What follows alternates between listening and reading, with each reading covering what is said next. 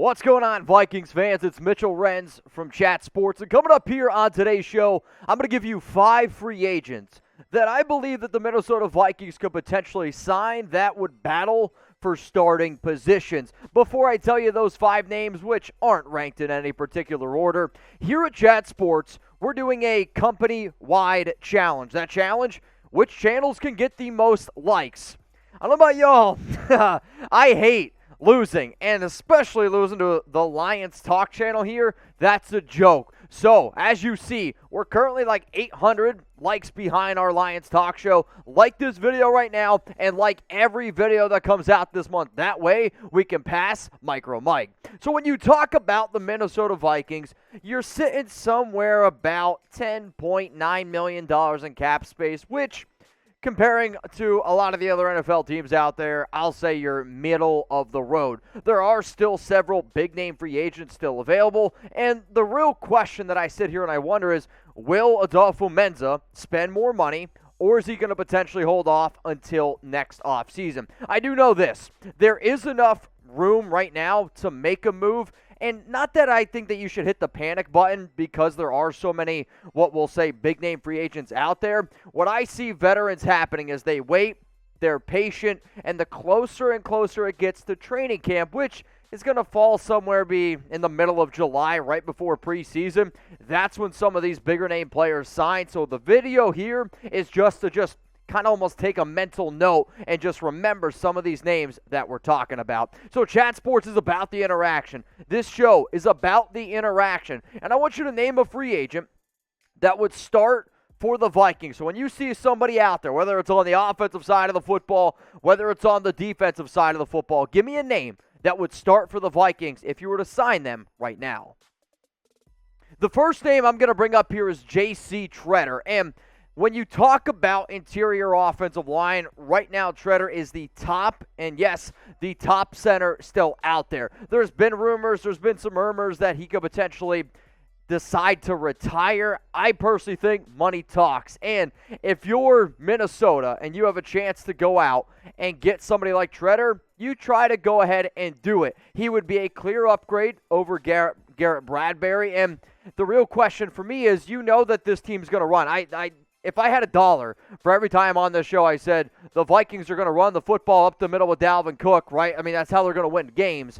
I would be a millionaire. So my question to all you, and be honest with me, do you honestly trust Bradbury to be the starting center for all 17 games this season? I don't have the great answer to that. I know that he's a okay center, but are you okay just having mediocrity? I would sit here and say no to that, because for the first time in a long time, this division seems grabbable with Davante Adams leaving Green Bay. Green Bay lost a lot of key pieces. I'm not worried about Chicago. I'm not worried about Detroit. Sorry to those fans out there, but you have an opportunity to catch the Green Bay Packers, and a very important position is center. So why not try to get JC Tretter? So we're going to start here with the big guys up front on both sides of the football. We're going to bring up now Ndamukong Suh. But Mitch, he's 36 years old. Do you really think that Ndamukong can still get it done? Yeah, I do. I'm not going to sit up here and say that he's a better player than Dalvin Tomlinson, because I'll still take Tomlinson every single day of the week. But from a numbers standpoint, there is that old expression, numbers never lie. And a few of the numbers that stick out to me when you talk about Ndamukong, back-to-back seasons with 6 sacks. He has only missed 2 games in his entire NFL career. This guy is on the field. He's a mean, nasty SOB who would fit great in the NFC North. So you can believe what you want. Suh can still play. Like, when you see teams like the Tampa Bay Buccaneers go out and get a player like Suh to help compete for a Super Bowl, why? He might not be the Ndamukong Suh that he once was. He's not a Pro Bowler anymore. But good NFL teams, they find these veterans that everyone's like, he's old, he's washed up, he's not going to help us win.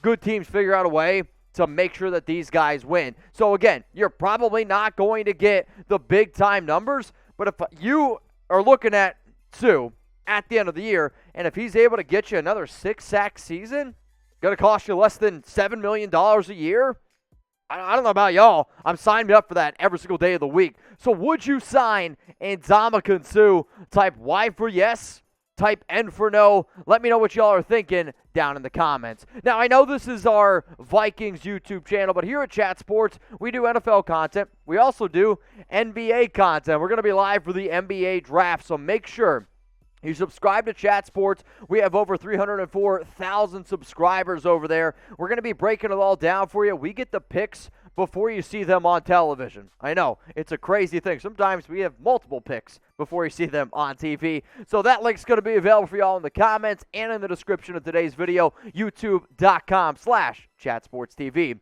Let's go to the next free agent here that I believe Minnesota should at least put on their radar for the simple fact of not every NFL team should show interest in Julio Jones. And what do I mean by that? I mean this. The amount of depth that the Vikings have at wide receiver is okay for me to say make a gamble. Do something that if it hits, this is a home run signing. There's a lot of NFL teams out there that would have to rely on Julio, and with his injury past, the fact that he's getting up there in age, I'd say, you know what? Maybe isn't the best thing to do it. But when you talk about players like KJ Osborne, who I believe is ready to take that next step as a wide receiver 3, Amir Smith-Marset, really good wide receiver 4, hell, even BC Johnson if he stays healthy. Minnesota has a luxury that not a lot of other NFL teams have. You have Justin Jefferson, you have Adam Thielen. The fact that Julio Jones would be your third best wide receiver, not a lot of NFL teams can say that. So if Julio stays healthy and he goes back to looking like the Julio Jones that I remember at Atlanta, well, guess what? You go to maybe having the best offense in the NFL, and if you think that you can do that, and if you can make a ballsy move, go ahead and make it. I get it. 31 catches in 10 games last year, 434 yards, 1 touchdown. To me, it was never going to work out in Tennessee, a team that wanted to be run first, but also Julio's skill set and Ryan Tannehill didn't make a lot of sense to me. But if Julio's healthy, I'm telling you right now, you're going to be patting yourself on the back that you did it. So when you talk about the Vikings, what's their biggest need? Because when you talk about some of these free agents that can help you start, you have to think about the biggest need. You're not going to be able to go out and get every single one of these players. So if you're like, all right, I think JC Tretter at center is a bigger need than Julio Jones, then you invest your money at the center position. So when you think about these players, I also want you to think about it in terms of biggest need. Let's go back to the defensive side of the football here. I'm going to go Chris Harris Jr., and I've always been a big fan of Chris Harris Jr. from his time playing, whether it's been with the Denver Broncos, from his time playing with the Los Angeles Chargers. He's been able to be an outside corner. He's been able to play on the inside as well. And in terms of a veteran presence, him and Patrick Peterson is really going to help a player like Andrew Booth Jr. grow. And in fact, one of my NFL comps for Andrew Booth Jr. when he's coming out of the draft was Chris Harris Jr. because I could see Booth, who is a little bit undersized, but has a lot of really good traits. And he's not somebody who jumps off the page in terms of athletic ability, which neither Harris really wasn't either. But his technique, he's smart, his awareness is all there. And if you want the best out of Booth, I would love for him to learn behind Harris, who last season in 2021, here are his coverage stats, he allowed 60.0% completion percentage, which is actually, pretty good. Only 406 yards, 3 touchdowns. He had 6 pass breakups, 1 interception. Another veteran that people are afraid to probably go out and sign. But I'm telling you, if he's healthy, if he's motivated, which he has always been a pro's pro, it would be a good move. If the Vikings go and sign any of the players that you see here on today's show, hell, if they sign even a big enough name in general, we're going to make a video about it. And here's a great deal. For a limited time only, for the next 365 days, you can get free videos here. You better act quick, though. Better act quick. Hit that subscribe button. Turn on those notifications. The final name is a lower-level name. It's Chester Rogers, and I see him being a potential starter at punt returner. And some people might, shrug their shoulders, if you will, at special teams, but Super Bowl caliber teams are good on offense, they're good on defense, and they're good on special teams. If you don't have at least one of those, or you're below average in one of those departments, you're going to struggle when it matters the most in the playoffs. And Rodgers is a proven returner, and you're going to be able to take all the weight off KJ Osborne. You take the weight off Amir Smith-Marset.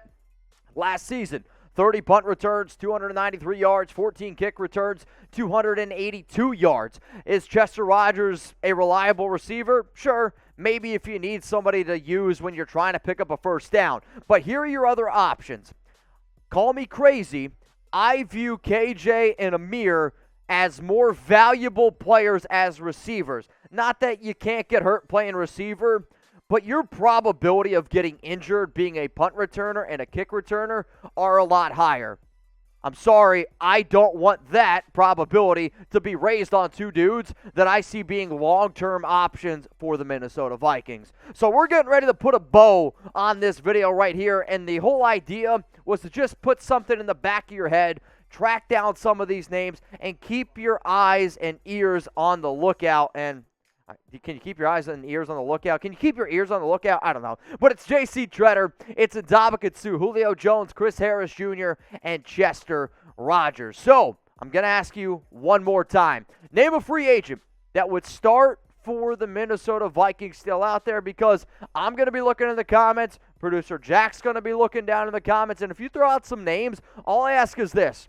I want you to be an overachiever. I want you to sit down and be like, hey, if you made it this far in the video, then that means we're doing something right around here. So give me a name that you think makes sense, and then tell me how you think that they would fit, or also how it could potentially impact somebody else on the team. Because obviously, you go out and sign JC Tretter, it impacts Bradbury. Appreciate everyone tuning in. I hope y'all enjoy the rest of your day. And remember, if any of these deals go down, we're going to make a video, so hit that sub button.